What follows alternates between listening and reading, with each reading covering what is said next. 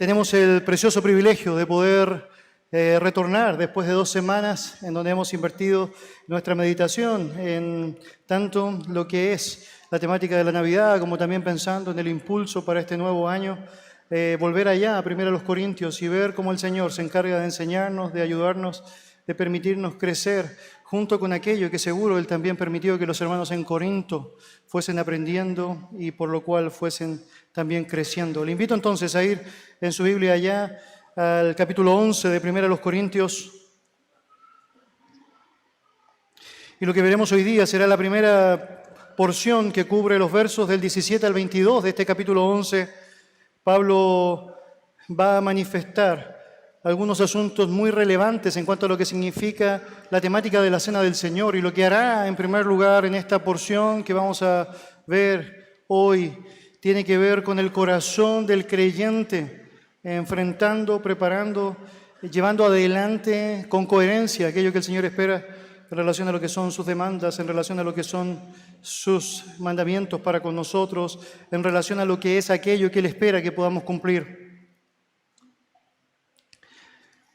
1 Corintios capítulo 11, versículos 17 al 22, la palabra del Señor dice así: pero al anunciaros esto que sigue, no os alabo, porque no os congregáis para lo mejor, sino para lo peor.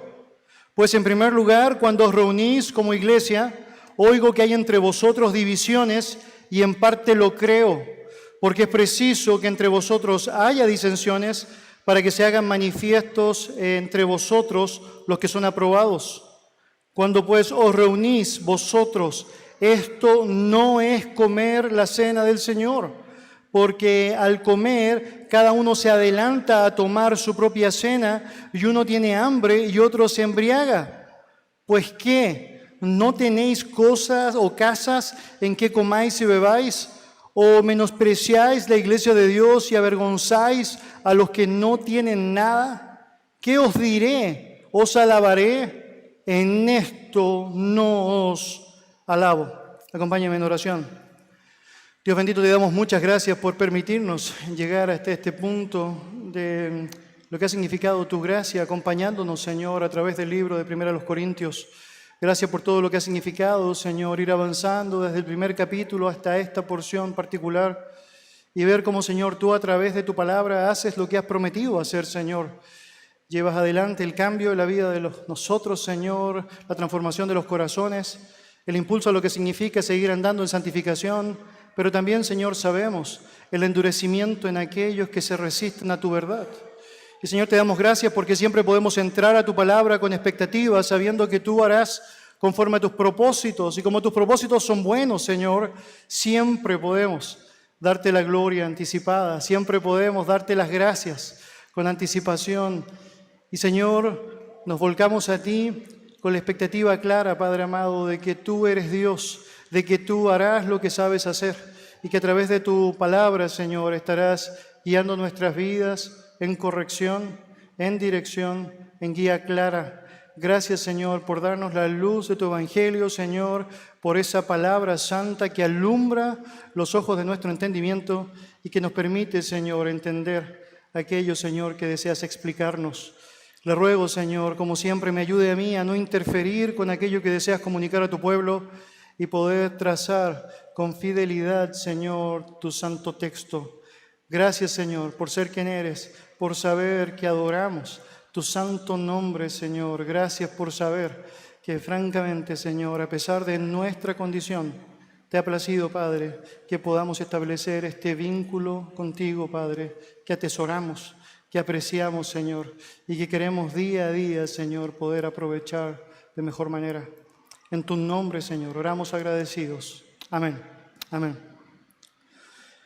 El privilegio de ser parte de un organismo vivo, de lo que significa ser parte del cuerpo de Cristo, implica el hecho de reunirnos, implica el hecho de congregarnos, disfrutar la maravilla de la unidad, apreciar lo que significa el valor de saber que Cristo es la cabeza de este cuerpo y que somos miembros los unos de los otros, de lo que significa esta composición. Pero lo cierto es que aunque hay mucha maravilla arraigada en aquello, no siempre estimamos el privilegio de la congregación de la manera que el Señor esperaría. Conocemos textos muy conocidos, como el que acabamos de apreciar en la lectura devocional de Hebreos capítulo 10, versículos 24 y 25, que dice: y considerémonos unos a otros para estimularnos al amor y a las buenas obras, no dejando de congregarnos como algunos tienen por costumbre, sino exhortándonos, y tanto más cuanto veis que aquel día se acerca. Y el solo hecho de que el autor a los Hebreos haya tenido que establecer dentro de esta porción, por inspiración divina, que no debemos dejar de congregarnos, es porque es evidente que hay una tentación más recurrente de lo que esperaríamos. De hecho, la sola mención de que algunos lo tenían por costumbre es una real indicación de que allí estaba presente lo que sabemos para nosotros también es una batalla. Evitar aquello que es un imperativo dentro de lo que es la realidad de la vida cristiana. Y quien abandona, por cierto, las obligaciones comunitarias no hace más que exhibir los síntomas de su egoísmo. Dios desea protegernos y desea enseñarnos, ayudarnos a entender el valor de la comunidad cristiana, que por cierto es vital para poder avanzar de la manera correcta y para poder experimentar lo que significa la llenura de esta vida que el Señor espera que llevemos en Él. De hecho, hay más de 50 unos a otros, unos con otros, unos por otros, que no podemos realizar fuera del ámbito que el Señor por excelencia diseñó para aquello, que es la iglesia. Por lo tanto, te privas de lo que significa esa realidad y te privas de la obediencia y del disfrute, el goce de lo que implica ser un cristiano que vive como cristiano. Es que cuando pensamos en lo que significa la congregación, pensamos en que hay un valor establecido de parte de Dios allá que no solo tiene que ver con asistir, como muchas veces usted y yo podríamos pensar que es suficiente, sino que tiene que ver con el ser, con el poder desarrollar a través de la vida juntos aquel desarrollo, aquel crecimiento, aquello que el Señor espera que no olvidemos jamás que podemos seguir llevando adelante en Él. De hecho, si miras el texto nuevamente, puedes notar cómo hay convocatorias específicas a considerarnos, estimularnos, exhortarnos mientras estamos juntos. Por lo tanto, no simplemente se trata de venir cuando la reunión acaba de empezar e irme cuando acaba de terminar, sino que implica la comunidad, la comunión, el desarrollo de lo que es el ser familia, el gozar de lo que implica el hecho de ser bendecido por ti, pero también bendecirte. El texto nos anima a considerarnos, a estimularnos, a exhortarnos, y para eso es fundamental no solo reunirnos, sino que hacerlo bien. Cuando miramos el texto que nos convoca allá en Corinto, notamos que ellos entendían una buena parte de esto que acabamos de mencionar. Ellos entendían el valor de lo que significaba reunirse. Ellos estaban llevando adelante aquella costumbre que habían aprendido desde los primeros días de la iglesia en cuanto a lo que era el privilegio de estar juntos, de disfrutar tiempo juntos. Pero por alguna razón, en algún momento de lo que había implicado la relación comunitaria, algunos aspectos de lo que tenía que ver con la vida, con el contenido de la reunión, estaba siendo errado en sus actos, estaba siendo lejano a lo que era la expectativa de Dios. Cuando miramos el texto allá, en el versículo 17, tú puedes notar cómo el apóstol Pablo comienza la descripción de este texto señalando: pero al anunciaros esto que sigue, no os alabo. En el versículo 2 del mismo capítulo, él ha comenzado esa porción señalándole a los hermanos que los alaba, les reconoce. La razón es porque él veía que a través de lo que era la implementación práctica de la tradición, ellos estaban dispuestos a seguir lo que era el consejo apostólico. Pero cuando se trata de esta porción que comienza, ahora Pablo quiere decir: de esto no puedo sacar nada que sea aceptable para reconocerles. No puedo alabarles por esto que están ejecutando o la manera en cómo están llevando adelante su entendimiento de la congregación. Y la razón de aquello es tal como dice el texto: porque no os congregáis para lo mejor, sino para lo peor. Mis hermanos, los corintios se reunían, por cierto, Los corintios se congregaban, por cierto que lo hacían. Y eso es algo bueno, de hecho, es el énfasis escritural establecido en que debemos comprender, asimilar, disfrutar lo que significa el hecho de poder estar juntos. Hay una evidencia que da por sentado a la luz de la Escritura la comunión física que existe entre los creyentes. Y cuando miramos el relato bíblico y apreciamos las veces en cuando Pablo está enfatizando específicamente esto, notamos cómo también hay tantas lecciones allá que no podemos desatender. Y es que nos hace bien, por medio de entender lo que el Señor nos enseña alrededor de su palabra, que el estar juntos físicamente es aquello que realmente establece la realidad de la congregación, establece la realidad de ser iglesia. Tiene mucho sentido decir eso, sobre todo a la luz de lo que ha sido una situación que experimentamos a nivel mundial y que de alguna manera hizo que muchas personas pensaran que era una buena idea establecer iglesias virtuales, que permanecieran virtuales y que de alguna manera se perpetuaran en cuanto a lo que significa una realidad en donde no hay contacto físico, en donde todo tiene que ver básicamente con una cámara o un celular o un computador y en donde hay distancia y donde muchas cosas no pueden ser ejecutadas de la manera en la cual Dios esperaría. Pero cuando miras la palabra, te das cuenta que hay un enfoque que es completamente distinto. Y por cierto, no deseo que sea malinterpretado. Aquello que he mencionado, hay gran bendición cuando puedes utilizar muy bien la tecnología, termina siendo una buena ayuda para que muchos puedan tener acceso a la verdad. Pero no puedes decir que la iglesia es virtual, porque no es virtual, es física. De hecho, la palabra congregarse literalmente es venir juntos como un grupo, venir juntos como un grupo. Y Pablo hará un énfasis especial en relación a lo que significa eso de muchas maneras. Mira el verso 17, por favor, dice, porque no os congregáis para lo mejor, sino para lo peor. Está hablando de algo que daba por sentado, el que se juntaban, el que estaban juntos como grupo. Versículo 18, pues en primer lugar, cuando os reunís, note eso, cuando os congregáis, cuando se juntan como grupo, como iglesia. Versículo 20, cuando pues os reunís vosotros, otra vez, dando por sentado lo que era lógico en la realidad de un creyente, el estar unido a otros creyentes. Avanza hasta el versículo 33, por favor. Dice, así que hermanos míos, cuando os reunís, cuando os congregáis, cuando están juntos. Y versículo 34, si alguno tuviera hambre, coma en su casa para que no os reunáis para juicio. Nota otra vez el término reunir, congregarse, allá descrito. Mis hermanos, la realidad del congregarse, del participar de lo que significa el estar juntos es algo que es incuestionable a la luz de la Escritura. Y es algo que tú y yo deberíamos trazar con fuerza en cuanto a lo que significa nuestra disposición cristiana, nuestra ejecución de vivir como la familia de Dios. Obviamente, esas implicancias que están descritas allá tienen connotaciones que no debemos desestimar. De hecho, llama profundamente la atención que esa palabra congregarse o estar juntos es algo que tiene connotaciones fuertes dentro de lo que son las traducciones bíblicas.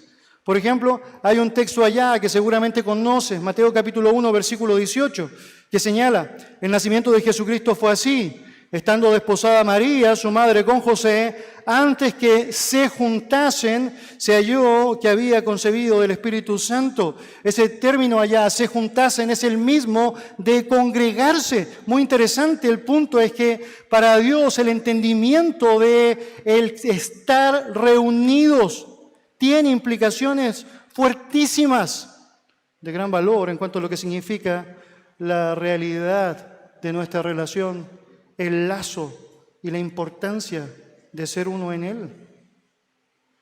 Otra vez en donde la palabra menciona esa palabra es en Marcos capítulo 3, versículo 20, en donde vemos a personas que están agrupándose, dice el texto, y se agolpó de nuevo la gente, de modo que ellos ni aún podían comer pan. Note eso, el término es se agolpó, esa misma palabra allá, la idea es se congregaron juntos de manera masiva y estaban ahí. Y ahí estaban, físicamente. En Lucas capítulo 23, versículo 55, tenemos otro relato que dice, y las mujeres que habían venido con él desde Galilea, siguieron también y vieron el sepulcro y cómo fue puesto su cuerpo. La palabra allá se traduce con la frase, habían venido con él. Otra vez, dándole gran énfasis a lo que significa la realidad física de establecer mutuamente, vamos a estar juntos, vamos a apreciar aquello que el Señor quiere que sea apreciado de manera comunitaria. Todo eso, por cierto, pierde su sentido cuando pensamos que podemos reemplazar esa realidad por cualquier otra. Y es porque si Dios determinó que eso sería lo mejor, bien harías tú y bien haría yo por apreciar y disfrutar aquel asunto. Ahora, cuando vemos la realidad bíblica sobre lo que significa el valor de congregarse, nos damos cuenta que no solamente hace mención del impacto físico que esto tiene, sino que también nos habla de un lugar particular. En el versículo 20, si tú estás allá en tu Biblia, del capítulo 11, dice, cuando pues os reunís vosotros, y en el original dice, en el mismo lugar, y no sé por qué la Reina Valera no tradujo específicamente esa frase allá, pero básicamente el punto está con personas que se reúnen en el mismo lugar. De hecho, lo traducen de manera completa en 1 Corintios 14. Si avanzas, por favor, 1 Corintios 14, versículo 23.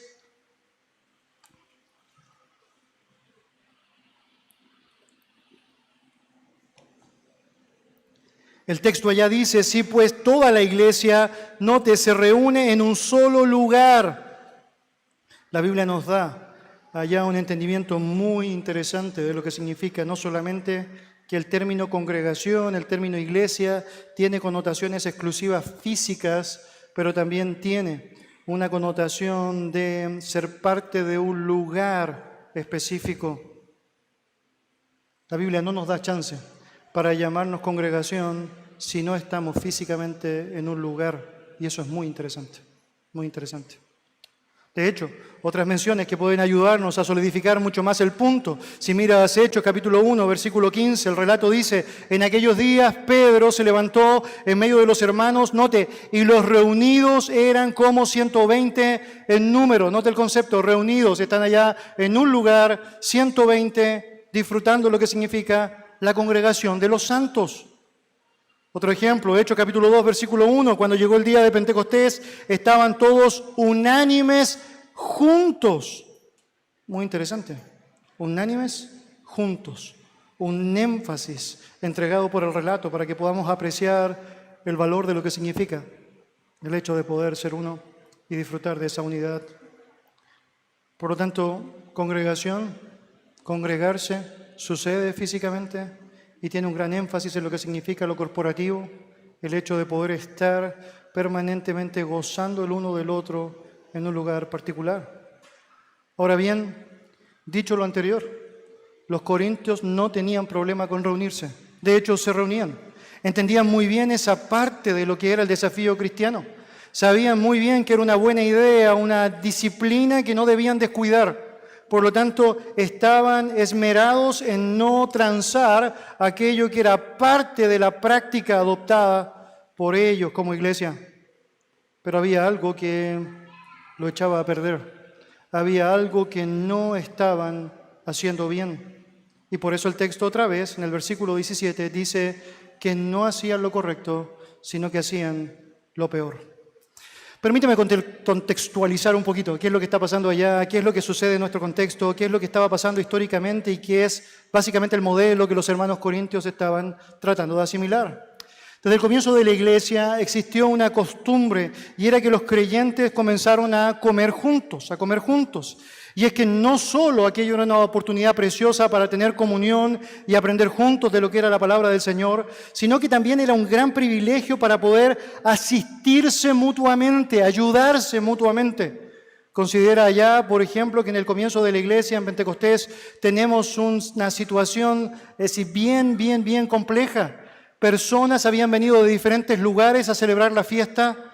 Llega el Espíritu Santo, conocen a Cristo y ahora se quedan ahí en Jerusalén. No vuelven muchos de ellos a sus casas, a sus trabajos, a sus lugares. Por lo tanto, están ahora a merced de lo que significa la ayuda del resto de los hermanos que sí estaban en Jerusalén y que podían recibirles, vender sus propiedades, como dice la Escritura, ayudarse mutuamente y gozar de una práctica que no solo fue circunstancial, dadas las circunstancias puntuales, sino que empezó a ser una práctica común, el de juntarse a comer. De hecho, cuando miras Hechos capítulo 2, versículo 42, 46, 47, el texto nos dice, y perseveraban en la doctrina de los apóstoles, en la comunión unos con otros, en el partimiento del pan y en las oraciones, y perseverando unánimes cada día en el templo y partiendo el pan en las casas, comían juntos con alegría y sencillez de corazón, alabando a Dios y teniendo favor con todo el pueblo, y el Señor añadía cada día a la iglesia los que habían de ser salvos. Por lo tanto, nota cómo había una conexión muy interesante entre lo que era entender el concepto de congregación y comer juntos. Pero había algo más. Ellos unían el servicio de comer juntos con la cena del Señor. Hay una clara alusión en cuanto a lo que significa no solamente los antecedentes históricos, sino también la luz de la palabra, para notar que los creyentes empezaron a adoptar una práctica común que empezó a ser parte de su propio ministerio. Nos juntamos a comer y luego de comer vamos a disfrutar juntos de lo que es la comunión. Vamos a celebrar del partimiento del pan, vamos a celebrar de lo que significa disfrutar del jugo de la vid y vamos a apreciar de lo que significa el gran gozo de sabernos perdonados por Cristo.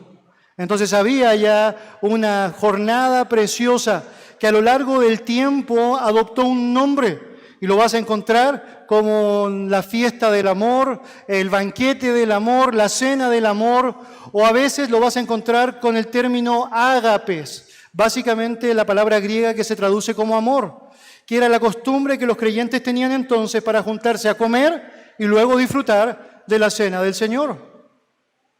Y las referencias bíblicas son interesantes al respecto. De hecho, segunda de Pedro, capítulo 2, versículo 13, hablando de los falsos cristianos que estaban dentro de la iglesia. Mira la mención que hace allá, señala, recibiendo el galardón de su injusticia, ya que tienen por delicia el gozar de deleites cada día. Estos son inmundicias y manchas, quienes aun mientras, note, comen con vosotros, se recrean en sus errores. Y la mención es clara, hablando de los apóstatas, aquellos que eran falsos maestros, falsos cristianos, que estaban con ellos, que comían con ellos en estas fiestas del amor, en estos ágapes, pero que no eran otra cosa que personas contrarias a Dios y su verdad, y que se recreaban en sus errores, que se deleitaban en gozar de sus deleites pecaminosos, manchas, inmundicias. Pero nota la mención a la comida. Un grupo similar aparece descrito en Judas, versículo 12. El texto señala, estos son, note, manchas en vuestros ágapes. Muy interesante. Son manchas en vuestras reuniones, en vuestros servicios comunitarios, en donde disfrutan de la comida y de la cena del Señor. Que comiendo, note, impúdicamente con vosotros, se apacientan a sí mismos, nubes sin agua, llevadas de acá para allá por los vientos, árboles otoñales sin fruto, 2 veces muertos y desarraigados.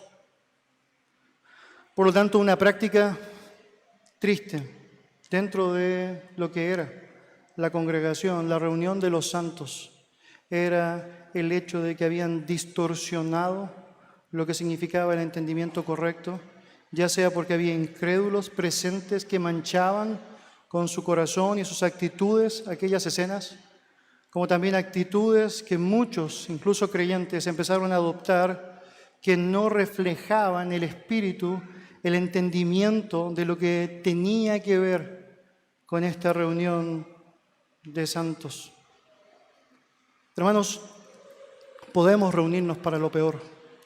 Si los corintios fueron retados por Pablo porque no estaban haciendo bien aquello que debían hacer bien, nosotros no estamos fuera de aquel mismo peligro. Y saber que podemos responder bíblicamente al hecho de por qué nos estamos reuniendo, de cuál es el propósito de estar donde estamos, Es algo que no solamente puede ser tremendamente liberador, sino que puede ayudarte mucho para que realmente puedas disfrutar esa vida cristiana que Dios desea que disfrutes, en donde no solo se trata de reunirte, sino que se trata de llevar adelante correctamente todo aquello que Dios te permita hacer dentro de su cuerpo. Si no quieres reunirte para lo peor, si no quieres reunirte para lo que es incorrecto, bueno, no debes estar en primer lugar promoviendo las divisiones. Mira lo que dice versículo 18 en el texto. Vaya por favor allá, versos 18 y 19 del capítulo 11 de 1 Corintios.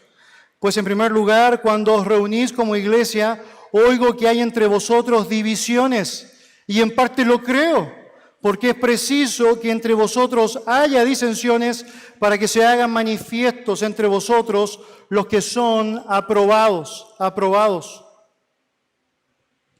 Pablo está acusando a los corintios de generar divisiones. La palabra división la que usamos en nuestro español como cisma, como grieta, y nos habla de romper, nos habla de cortar, nos habla de agrietar algo. La frase final del verso, y en parte lo creo, casi con total probabilidad está haciendo referencia a lo que Pablo ya había hablado con ellos. Recuerda ya que cuando comenzamos en el capítulo 1, un gran asunto que Pablo está tratando es el tema de los partidismos dentro de la iglesia. Recuerda que algunos decían, yo soy de Pablo, yo soy de Apolo, yo soy de Cefas, yo soy de Cristo, y se ponían la camiseta de lo que significaba este partidismo que no tenía sentido, porque francamente no tenía el punto claro, marcado de lo que significaba su convicción. Lo importante era seguir la verdad, y ellos no eran más que siervos encargados de comunicar, establecer, llevar adelante lo que era la tarea del ministerio. No había razones para esta lógica divisiva, pero la estaban llevando. Entonces Pablo debe invertir su tiempo para enseñarles claramente sobre el peligro de aquello, para enseñarles cómo incluso aquellos líderes que ellos profesaban como los grandes, es decir, mentores o cabecillas de estas divisiones, no estaban de acuerdo con aquello, para mostrarles claramente cómo Dios era lo más importante y su obediencia a la verdad, la gran demanda. Entonces, Pablo menciona, en parte lo creo, y es porque también otro asunto importante es que es muy de nuestro corazón pensar en razones, momentos, situaciones que pueden generar grietas en lo que significa nuestra vida. Hay un libro impactante que me tocó leer hace algunos años atrás que hablaba de la grieta en la santidad. Ese era el nombre, una grieta en tu santidad. Y cómo de pronto nosotros, a través de pequeños detalles o de pequeñas acciones, podemos empezar a agrietar lo que significan las demandas de santidad que Dios ha establecido para con nosotros. Bueno, de la misma manera, de muchas formas, dentro de lo que significa la realidad de la congregación, hay formas en cómo puede generar divisiones. Por lo tanto, una pregunta válida que debes hacerte cuando piensas en reunirte es decir, ¿para qué lo voy a hacer? Y si tu respuesta es algo que se asocia a divisiones, si tu respuesta es algo que se asocia a, conflictos, si tu respuesta se asocia a algo que tiene que ver con contiendas, francamente necesitas arrepentirte. El contexto específico nos señala que el gran asunto divisivo en 1 Corintios 11 no era los partidismos de quién es mi líder. El gran conflicto que tenían ellos tenía que ver más bien con un asunto socioeconómico. Es decir, dentro de la iglesia habían personas que tenían más recursos, otras personas que no tenían recursos, y ahora estaba dejándose muy marcado el conflicto, la distancia que existía entre ambos grupos, básicamente por la manera en cómo estaban llevando estas fiestas del amor, que francamente cada vez se alejaban más de lo que significaba un entendimiento correcto del amor. Dentro de las iglesias habrán personas que tendrán mayores recursos, dentro de las iglesias habrán personas que tendrán menos recursos, los pobres siempre van a existir, son las palabras de Jesucristo, y entre otras razones es para que aquellos que tienen más puedan de manera preciosa manifestar en el marco de la comunión de los santos cómo estamos dispuestos para colaborar, para ayudar, para bendecir correctamente al otro. Mira el versículo 22 en tu Biblia para hacer mucho más explícito lo que está pasando allá. Pues ¿qué? ¿No tenéis casas en que comáis y bebáis? ¿O menospreciáis la iglesia de Dios y avergonzáis a los que no tienen nada? Había un grupo dentro de los creyentes en Corinto que, teniendo mayores recursos y teniendo opciones para llevar comida a estas fiestas del amor, estaban avergonzando a los que no tenían nada. Mira versículo 33. Así que, hermanos míos, cuando os reunís a comer, esperaos los unos a los otros. Muy interesante. A la luz de lo que el texto nos da para poder aprender, hay asuntos aquí que son bien interesantes. Estos banquetes del amor hacía que aquellas personas que tenían mayores recursos llevaran, es decir, la comida, mucho de lo que sería aquello que disfrutarían juntos. Pero llegaban, y según aquello que nos menciona el versículo 33, antes de que llegara el resto de la congregación, con menores recursos, probablemente jornaleros o esclavos que tenían una jornada más larga de trabajo, en ese momento, mientras aquellos que tenían mayores recursos empezaban a comer y comer y comer y comer y comer y comer y comer, sin esperar al resto de sus hermanos. Obvio que eso era terrible, era terrible. Mis hermanos, el solo hecho de que eso haya pasado con los corintios nos dice que es tremendamente necesario pensar que no estamos inmunizados a que nos pase lo mismo. En donde dentro de lo que significa el marco en donde deberíamos por excelencia estimar al otro como superior, en donde deberíamos preferirnos los unos a los otros, en el marco en donde deberíamos estar pensando en hacer bien a todos, mayormente a los de la familia de la fe, en el marco en donde nuestra misericordia debería ser expresada con total liberalidad, en el marco en donde nuestro amor debería ser tan nítido, puro, expresivo, dejemos de hacerlo. Porque por alguna u otra razón pensemos que, es decir, solo debo limitarlo a aquellos que son como yo, que solo debo juntarme con aquellos que tienen lo mismo que yo tengo. Por eso, en 1 Corintios capítulo 1, versículo 10, y en el contexto del partidismo, Pablo dice, es decir, que convocaba a los hermanos a que tuvieran una misma mente y un mismo parecer, que pensaran una misma cosa, que estuvieran completamente unidos. Y en el marco de lo que significa el entendimiento de nuestra realidad cristiana, en donde Dios nos ha hecho familia, independiente de cuál sea nuestra propia realidad, experimentar lo que significa tener una misma mente y un mismo parecer, es un privilegio enorme, al cual debemos estar dispuestos a acudir constantemente. La palabra del Señor continúa diciendo en el relato allá que Pablo asume que es preciso que haya disensiones para que se hagan manifiesto entre vosotros los que son aprobados. Y esto es muy interesante. Por un lado, el texto ha dicho que está mal el tema de causar divisiones y provocarlas. Pero también Pablo sabe que mientras estemos en este cuerpo de muerte y mientras no lleguemos a la gloria misma, las divisiones van a estar acompañándonos. Disensiones y conflictos serán parte de esa realidad que pretendemos.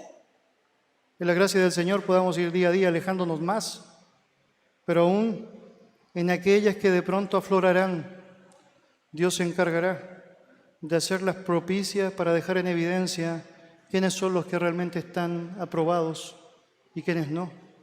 Quienes frente a las situaciones de disensión actúan conforme a la carne y claramente resaltan los deseos de la carne frente a lo que es el llevar adelante situaciones complejas, y aquellos que van a ser guiados por el Espíritu, y aflorará en ellos las acciones, el fruto del Espíritu.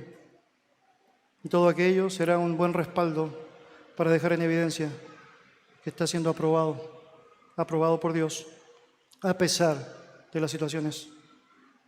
Mis queridos, la idea es que frente a las divisiones que en algún momento se van a experimentar, queden en evidencia, queden expuestas la carnalidad de aquellas personas que promueven las contenciones. De hecho, eso fue lo que pasó en la iglesia primitiva. Conflictos fueron los que dejaron en evidencia a los falsos creyentes, a los falsos maestros.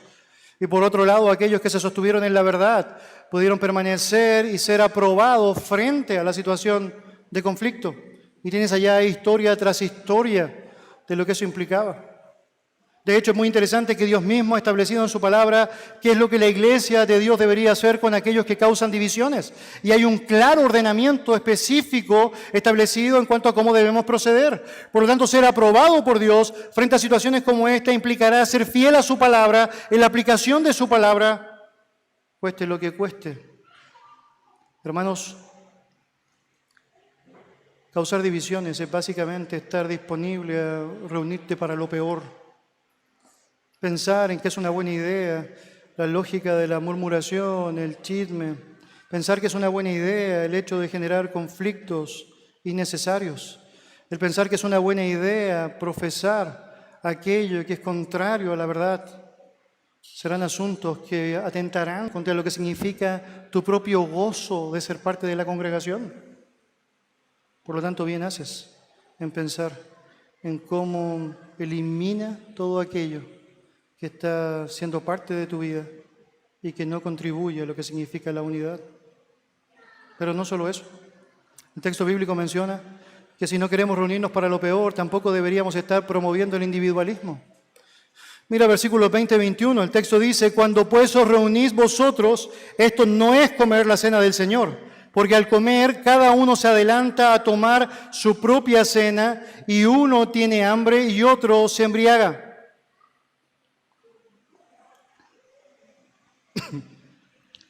La manera en cómo los corintios estaban reuniéndose para celebrar la comunión era una total contradicción.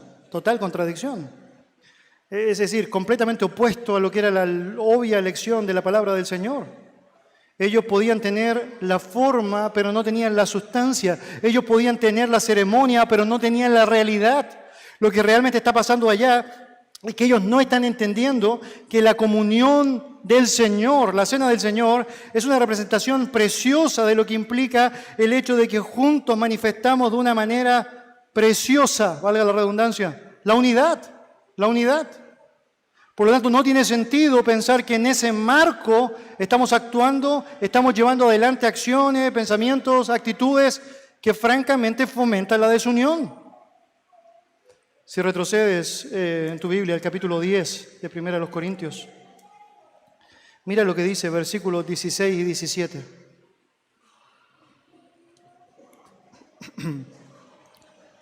Primera los Corintios 10, versículos 16 y 17. La copa de bendición que bendecimos no es la comunión de la sangre de Cristo. El pan que partimos no es la comunión del cuerpo de Cristo. Siendo uno solo el pan, nosotros con ser muchos somos un cuerpo, pues todos participamos de aquel mismo pan. Nota la enseñanza que Pablo acababa de mencionar. La unidad y la armonía debía primar dentro de lo que significaba el marco de una iglesia. Y todo eso producto de la obra de Cristo. Lo que significaba el poder sabernos uno. Era francamente algo que tenía mucho sentido cuando pensábamos en la manera correcta de celebrar la Cena del Señor. Es que si vamos a celebrar la Cena del Señor, ¿cuánto sentido tiene el hecho de que todo lo que esté asociado a aquello tenga que ver con la unidad? Déjeme decirlo así, es que si tenemos a Cristo con nosotros, ¿cuál es el sentido de que no hagamos todo aquello que debemos hacer conforme a la unidad? Vuelve por favor al versículo 21 del capítulo 11. El texto dice: porque al comer cada uno se adelanta a tomar su propia cena, y uno tiene hambre y otro se embriaga. No es casualidad la reiteración de esta frase, ¿no? Cada uno. La escena nos lleva a imaginar cómo muchos de los corintios solo estaban pensando en ellos. Entonces llevaba el tremendo plato de comida y lo ponía sobre su puesto y sacaba su cuchara y se lo comía él mismo. Esto básicamente era el punto. Con todo el deseo de quedar satisfecho. Los ricos comían la comida seleccionada y los pobres al llegar lo que veían era su esperanza quebrantada. Tiene sentido conjeturar que cuando por fin llegaban algunos de los pobres que no podían llegar más temprano producto de sus tareas, con un horario más largo de trabajo, ellos encontraban que ya se habían comido todo. Entonces, ahora viene la cena del Señor, vamos a tener la comunión. Ellos estaban allá sabiendo que sus hermanos se habían comido todo, se habían comido todo. Hermanos, a la luz de las discordias en la iglesia, suponemos que Pablo está encargándose de alegar que no es apropiado que los corintios sigan participando de la forma que lo están haciendo. Cuando los creyentes se juntan como una asamblea, como un cuerpo vivo, no pueden celebrar propiamente la cena del Señor si sus actitudes están carentes de amor y su conducta indecente hace que cualquier práctica se vea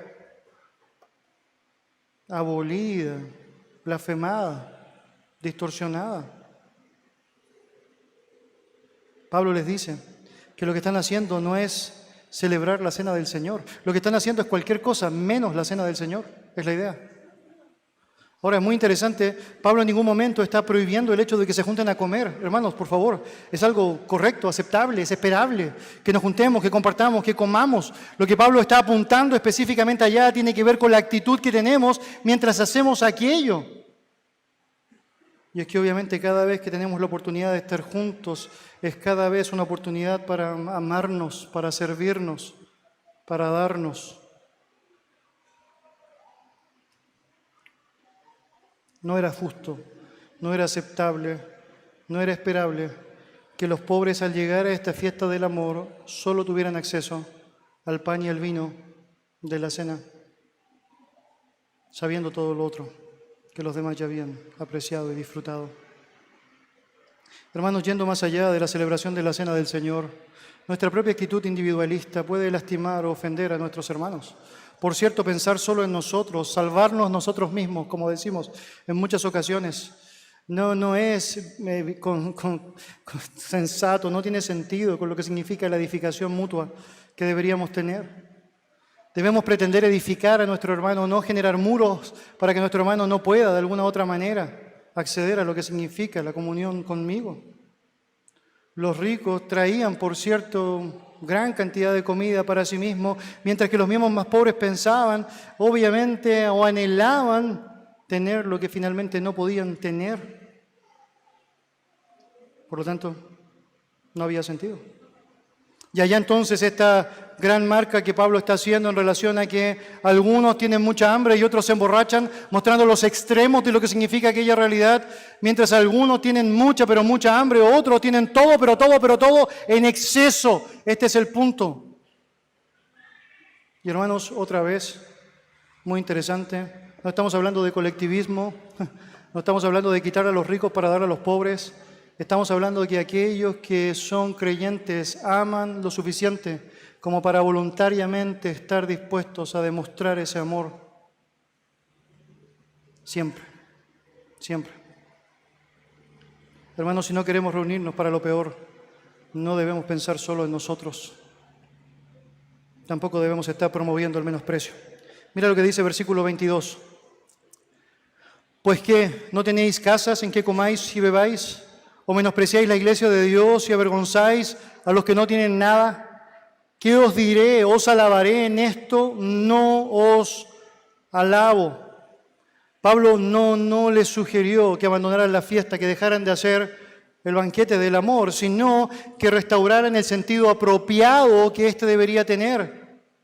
Y él dice, bueno, si los ricos realmente tienen tanta hambre, ¿por qué no comen primero en la casa? Nota lo que está pasando allá. Es decir, podrías comer en tu casa y luego lleva lo que estaba dispuesto para compartir con otros. Pero si realmente vas a ir al lugar para manifestar tu generosidad, llevando lo que tú mismo te vas a comer, francamente no tiene sentido. Y acá hay una serie de preguntas retóricas que obviamente están apuntando al corazón de la audiencia. ¿Acaso no tienes casa para comer, para beber? ¿Por qué desaprovechas el tiempo valioso que tienes para estar con tus hermanos actuando como si estuvieras solo? ¿Cuál es el sentido de eso? Y es que no te das cuenta que lo que realmente estás haciendo es menospreciar a la iglesia de Dios. Es porque aquel hermano que está encontrando en ti tropiezo, aquel hermano que está siendo afectado producto de tu actitud, es parte de la misma iglesia que tú eres. Es parte del mismo cuerpo del cual tú eres. Jesucristo es tu Salvador como su Salvador. Por lo tanto, la actitud que tengo de rechazo, menosprecio, esa actitud que tengo de actuar de una manera incorrecta, poco generosa hacia otro, finalmente es mi actitud frente al cuerpo de Cristo. Es mi actitud frente a la verdad de nuestro Dios, manifestada a través de su cuerpo. Es básicamente demostrar desprecio a lo que significa la realidad de la iglesia. Y es que de pronto podrías pensar, es que ¿por qué siempre yo soy el que tiene que hacerlo? Y la respuesta es, ¿por qué no? ¿Por qué no? Es decir, ¿por qué yo siempre tengo que estar pensando en los demás? Pero ¿por qué no? ¿Por qué no quieres disfrutar el privilegio de no cansarte de hacer el bien, sabiendo que a su tiempo cegarás si no desmayas? ¿Por qué no quieres disfrutar el privilegio que significa el saber que si Dios te ha permitido poder amar con liberalidad a otros, puedas hacerlo activamente, incluso aunque amando más pueda ser amado menos? La fiesta de los Ágape debería haber sido una oportunidad preciosa para resaltar aquello precioso que Dios había hecho en el corazón de los creyentes, y los corintios no estaban asimilando o entendiendo aquello. No deja de ser llamativo el hecho de que al comenzar Corintios, Pablo esté mencionando que no eran muchos sabios, ni muchos nobles, ni muchos poderosos los que eran parte de la iglesia. Pero sí menciona que había algunos, es decir, que no eran muchos, no quiere decir que no habían algunos. De hecho, hay varios ejemplos escriturales de personas que tenían recursos dentro de la iglesia, y tienes a Tito, el justo, allá en Corinto, en el capítulo 18, tienes a Sergio Paulo de Chipre, que era procónsul romano, tienes a la mercader Lidia de Teatira, descrita allá en el capítulo 16 de Hechos, personas que tenían en momentos específicos recursos particulares y que tenían ahora la oportunidad de poder ver cómo Dios, con todo lo que te ha dado, tienes el privilegio de poder también reflejar eso para con otros. Y allí estaba. Y dentro de una realidad como los corintios, tenías ahora la oportunidad, el privilegio de poder disfrutar de lo que significa algo que está por sobre cualquier lógica cultural humana y tiene que ver con un entendimiento distinto de lo que significa el cuerpo. Mis hermanos, en la iglesia de Cristo no es relevante si tú eres el jefe o si eres el empleado. En la práctica podría ser el jefe de alguien durante la semana y podría ser su aprendiz mientras tu empleado te discipula. No es relevante en términos concretos la cantidad de dinero que puedes tener en comparación con la falta de dinero que en momentos específicos alguien puede tener.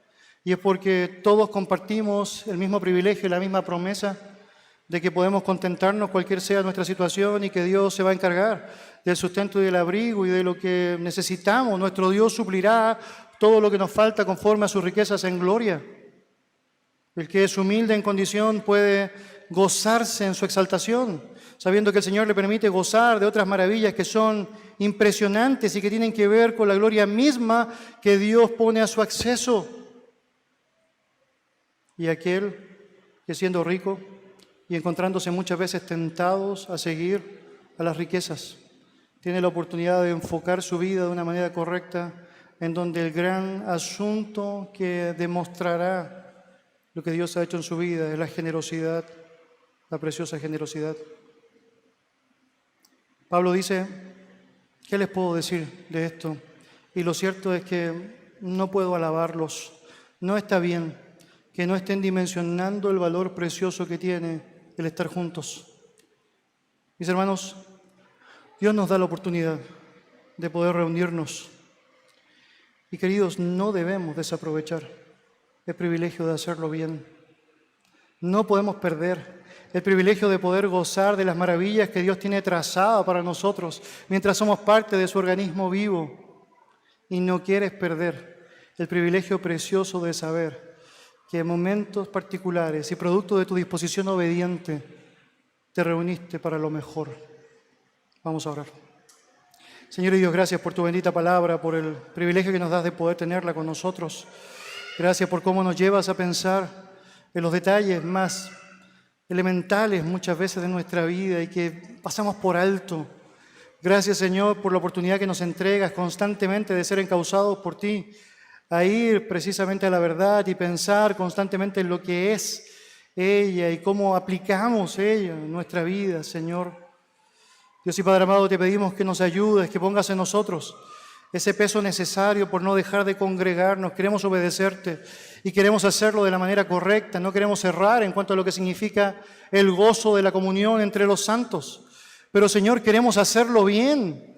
Por lo tanto, te rogamos nos ayudes a amar de la manera correcta, a bendecir de la manera correcta, a apreciar cómo a través de tus lineamientos podemos ser de tanta bendición para el otro. Gracias, Dios bendito, por ser quien eres y por enseñarnos a través de tu ejemplo precioso todo aquello que nos enseñas. Porque Dios, siendo rico en misericordia, con el gran amor con que nos amó, nos permitió ser parte de su familia. En el nombre de Jesús, oramos agradecidos. Amén.